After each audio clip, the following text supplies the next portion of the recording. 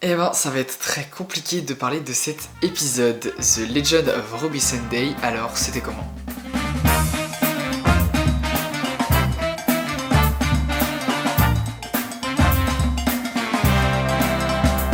Déjà, bon, j'ai l'impression de dire ça à chaque début de finale d'une saison, mais il faut prendre du recul aussi sur l'épisode et voir l'épisode justement comme la première partie d'un final de saison qui forcément lance des mystères, on n'a pas toutes les réponses, on n'a pas toutes les clés pour comprendre, donc forcément il y a certains points et même pas mal de points sur lesquels on reste un peu sur notre faim. Mais bon, ce que je reprocherais principalement à cet épisode, c'est d'être une beaucoup trop grosse introduction à l'épisode final. Mais déjà, je trouve que ça commence un peu comme un cheveu sur la soupe. Si on prend la fin de l'épisode d'avant et le début de cet épisode, il manque un truc entre les deux épisodes.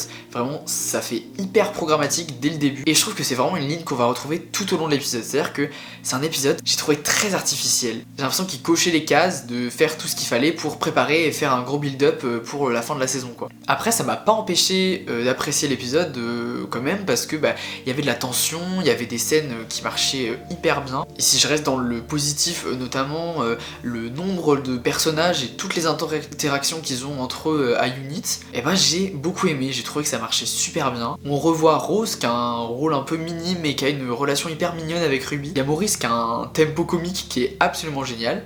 Et il y a Kate, et je trouve qu'elle n'a jamais été aussi bien que dans cet épisode en fait. J'ai trouvé vraiment qu'elle était très juste dans son personnage et qu'elle était très touchante dans cet épisode. Comparé à Ruby, Ruby finalement, l'épisode porte son nom, mais j'étais un peu déçu que son personnage soit vraiment un peu mis à l'écart. Enfin, moi personnellement, c'est le truc qui m'intrigue le plus depuis le début de cette saison, c'est vraiment tout le mystère autour de Ruby. Et il y a toute une scène autour de ça, de la fenêtre temporelle, qui est une scène absolument brillante, mais c'est une scène terrifiante, haletante, voilà, elle est géniale. Mais RTD avait promis des réponses, et pour l'instant, on n'a toujours pas de réponse en fait, donc c'est un petit peu frustrant. Et voilà, encore une fois, j'ai l'impression que ce mystère, il est hyper programmatique en fait, et j'ai l'impression que c'est un peu le cas avec tous les mystères en fait qui sont installés, que ce soit Mrs. Flood, Suzanne Triag, attention, énorme spoiler, Sutek. Voilà, j'ai l'impression que c'est une espèce de suite de mystères installés un peu de manière programmatique. C'est-à-dire que tout au long de la saison, je me suis dit putain, ça marche super bien le fil rouge et tout, c'est bien amené, etc. Et là, j'ai l'impression qu'au moment de tout remettre ensemble, ça marche pas. Et je sais pas vraiment pourquoi. J'ai aussi l'impression que RTD a adoré troller en laissant plein d'indices complètement faux dans la saison, parce qu'on a vraiment l'impression qu'il savait très bien tout ce que les fans allaient théoriser sur le Trickster, sur Sutek, et ça se sent clairement dans l'épisode qu'il le savait, qu'il se fout littéralement de notre gueule. Vous le savez, je vous l'ai dit la semaine dernière que, et je pense que ça fait partie aussi un petit peu des raisons, j'étais un peu déçu par l'épisode. Y a pas le Trickster, évidemment, c'était de mes plus grosses attentes, j'y croyais tellement, et c'était pas le Trickster. Quand il a été cité, je me suis dit, ah là, c'est mort. Et du coup, on en revient à la menace principale de cet épisode, c'est-à-dire tout l'épisode est centré autour de ça, Sutek. Et en fait, je le savais du coup, je le savais non, mais je veux dire, on avait tous vu un peu passer la théorie. Enfin, moi, quand je voyais passer la théorie, je me disais, oh non, vas-y, flemme d'avoir Sutek, genre, un peu en ennemi random, quoi. MDR. Du coup, voilà, il est là, il est de retour. C'est un méchant qui vient de l'épisode, donc, des classiques Pyramids of Mars. Et je sais que c'est un épisode qui est vraiment très apprécié par les fans.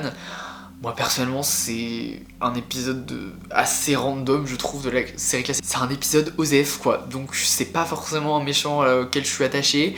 Donc c'est vrai que j'ai pas forcément été excité par son retour, et surtout dans cette forme-là. Alors pardon, mais tout le monde a dit que il était vraiment magnifique, impressionnant et tout. Moi je trouve vraiment ridicule. Je sais pas, dans les classiques il avait une prestance, une classe, quelque chose de vraiment qui faisait vraiment Dieu.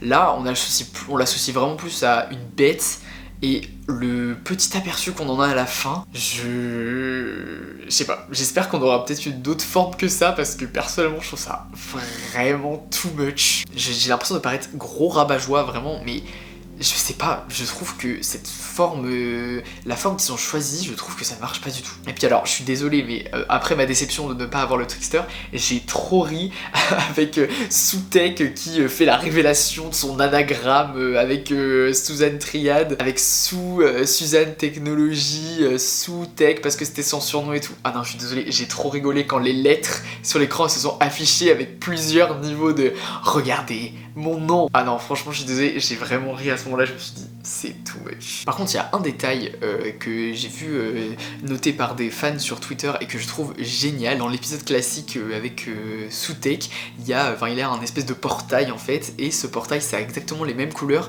que la plupart des affiches promotionnelles qu'on a eu pour la saison, et ça dès le début de la saison, et je trouve ça génial que ce soit un petit détail qui a été caché depuis le début. Donc voilà, à voir ce qu'ils vont en faire dans l'épisode suivant, encore une fois. J'ai toujours un espoir finalement pour l'apparition du Trickster, s'il vous plaît.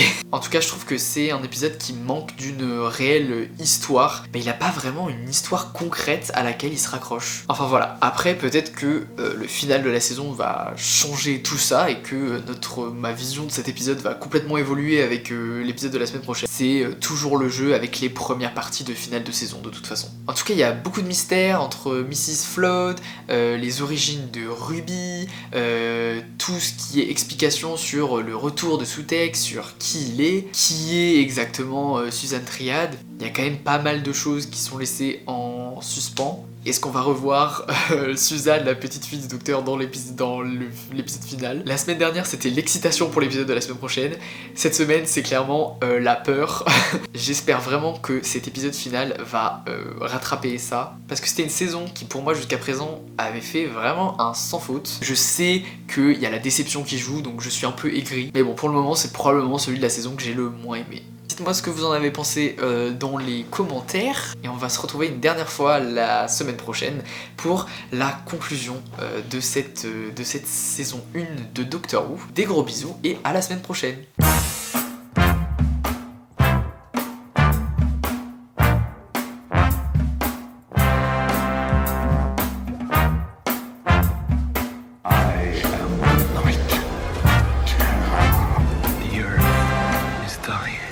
I did this.